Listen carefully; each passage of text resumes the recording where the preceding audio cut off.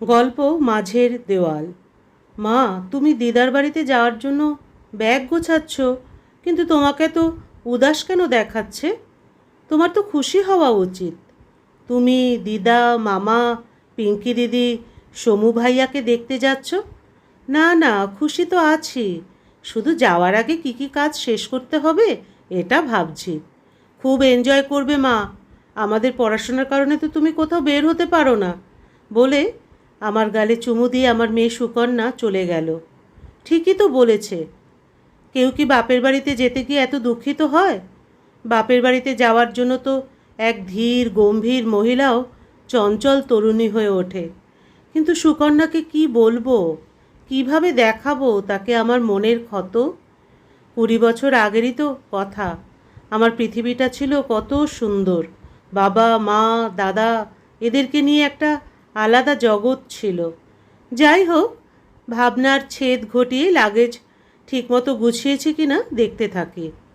আমার যাওয়ার পর অমিত, সুকন্যা এবং তার থেকে 3 বছরের ছোট সৌরভের কোনো অসুবিধা না হয় এটা ভেবে ঘরের পরিষ্কার করার কাজের মাসি রমা এবং রান্না করার কমলাকে ভালোভাবে নির্দেশ দিয়ে দিয়েছিলাম।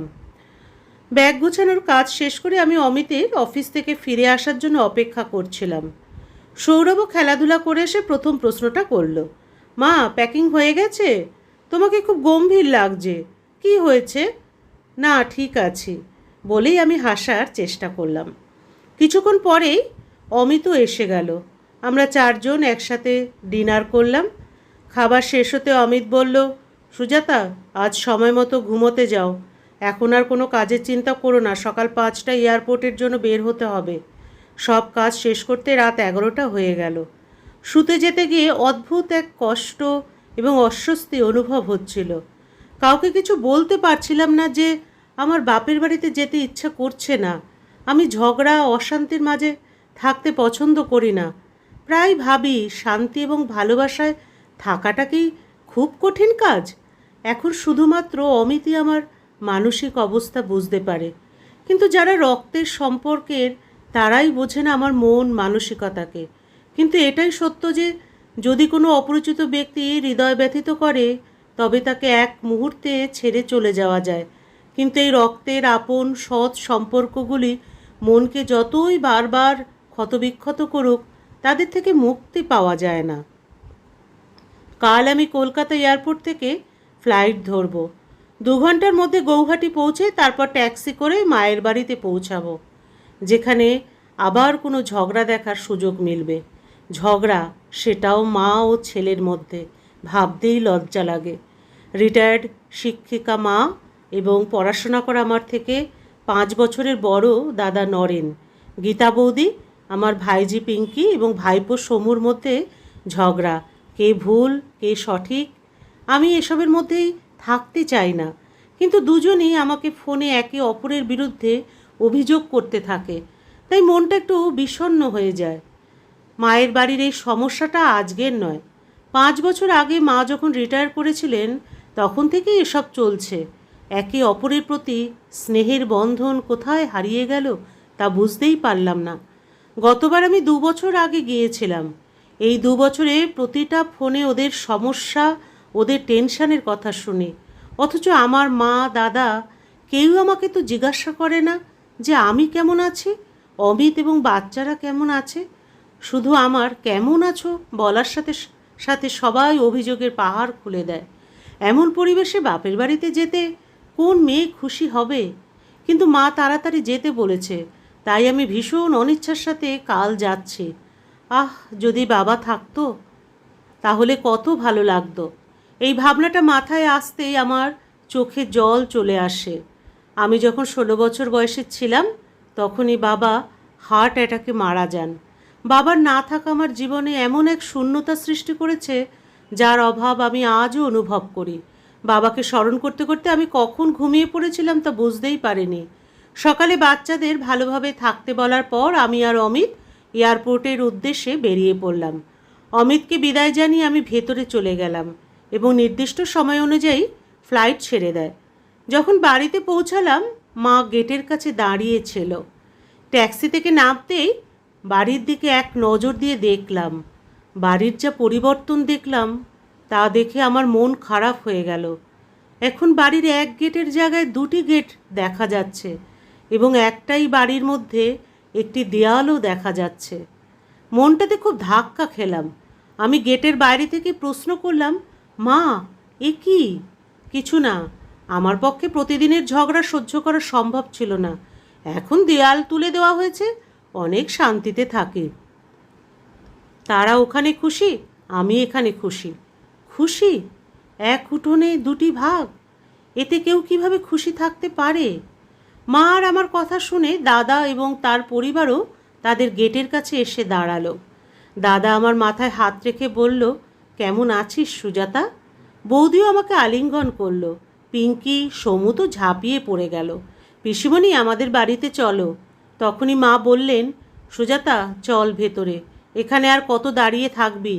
আমি তো কিছু বুঝে উঠতে পারছিলাম না, কি হয়ে গেল আর কি করব। দাদাও বলল, যা সুজাতা, পরে দেখা হবে। আমি আমার ব্যাগ নিয়ে মাকেই অনুসরণ করলাম। দেওয়াল তোলা হওয়ার সাথে সাথেই ঘরের পুরো নকশা বদলে গিয়েছিল। ছাদের দিকে যাওয়ার সিঁড়ি দাদার অংশে চলে গিয়েছিল। এখন ছাদের দিকে যেতে হলে দাদার গেট দিয়ে ভেতর দিয়ে যেতে হবে। উঠোনের একটা বড় অংশ দাদার দিকে ছিল এবং একটা ছোট গলি মায়ের অংশে, যেখানে বাইরে যাওয়ার পথ ছিল। উঠোন আর গলির মধ্যে দাঁড়িয়ে থাকা দেওয়াল দেখে আমার চোখে জল চলে আসছে। মা একদম শান্ত এবং স্বাভাবিক ছিল। স্নান করে আমি একটু সময়ের জন্য শুয়ে পড়লাম। মা চা নিয়ে আসে এবং তারপর অভিযোগের পাহাড় খুলে বসল। আমি চুপ করে সব শুনছি। এত দূরে আমি কি এই জন্য এসেছি যে বৌদি কেন সময় মতো খাবার বানায়নি, দাদা কেন বারবার বৌদির সাথে তার বাপের বাড়ি যান, বৌদি কেন দাদার সাথে সিনেমা দেখতে গেল, ইত্যাদি। মা আমাকে জিজ্ঞাসা করলো, কি হলো, খুব ক্লান্ত হয়ে গেছিস নাকি, চুপ করে আছিস যে?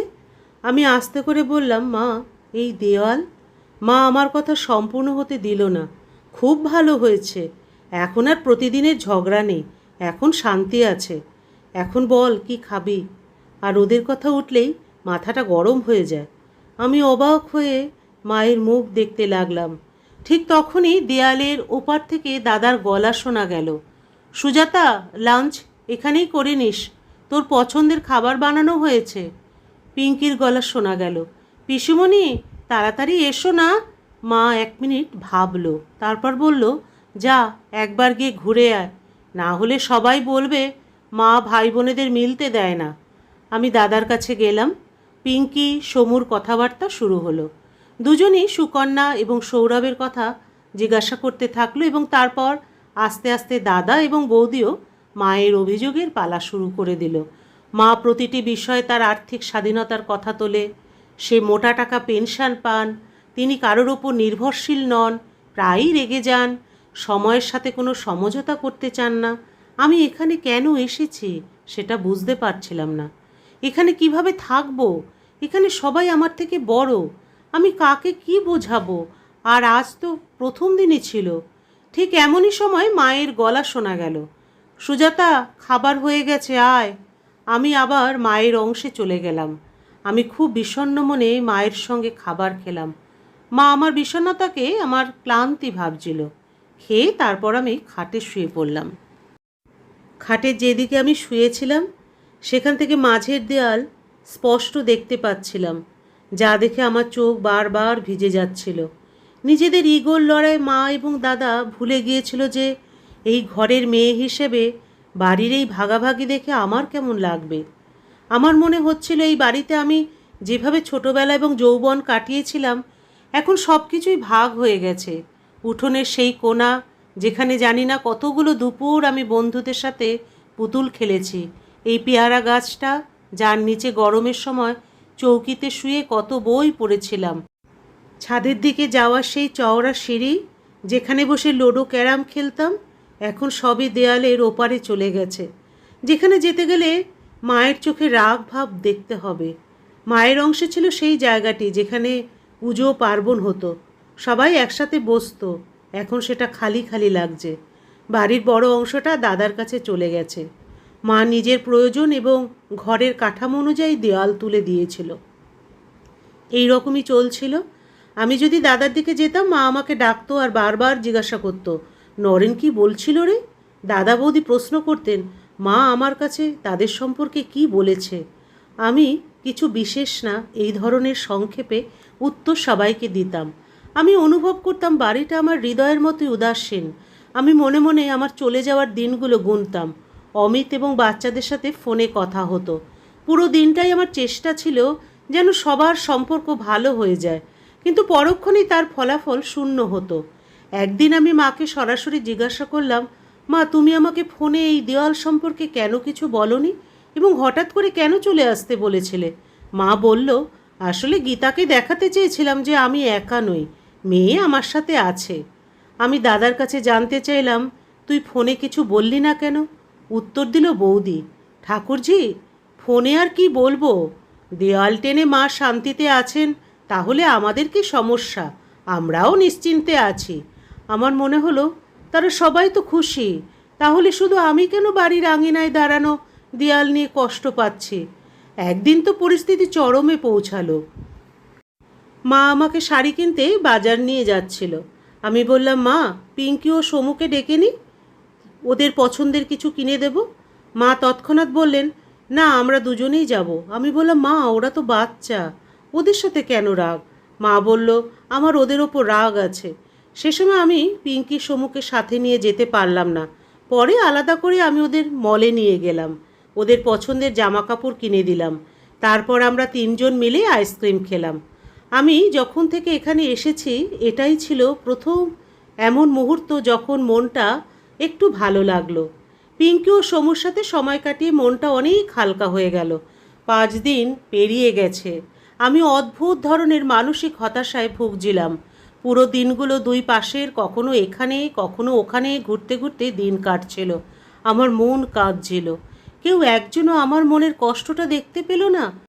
কোনো মেয়েরই কি মন কি চায় না যে সে 2-3 বছর পর তার বাপের বাড়িতে আসলে ভালোবাসার, আন্তরিকতার সম্পর্কের মিষ্টতা নিয়ে স্মৃতি ভর্তি হয়ে ফিরে যাবে? কিন্তু আমি যত তাড়াতাড়ি সম্ভব আমার বাড়ি কলকাতায় যেতে চাই, কারণ আমার বাপের বাড়ি আর বাপের বাড়ি ছিল না। সেটি ছিল এমন একটি বাড়ি যেখানে দেওয়ালের দুই দিকে মা ছেলে খারাপ প্রতিবেশীদের মতো বসবাস করছিল। এমন পরিবেশে কোনো মেয়ের মন শান্তি পেতে পারে না। আমি অমিতকে জানিয়ে দিলাম যে আমি 1 সপ্তাহের মধ্যেই চলে আসছি। অমিত সব বুঝে গিয়েছিল। যাওয়ার আগের দিনে আমার ব্যাগ প্যাক করলাম, সবার সাথে খুব অভিমান ও কষ্ট নিয়ে বিদায় নিলাম। দাদা তার পরিচিত একজন ট্যাক্সি ডাকিয়ে দিয়েছিল।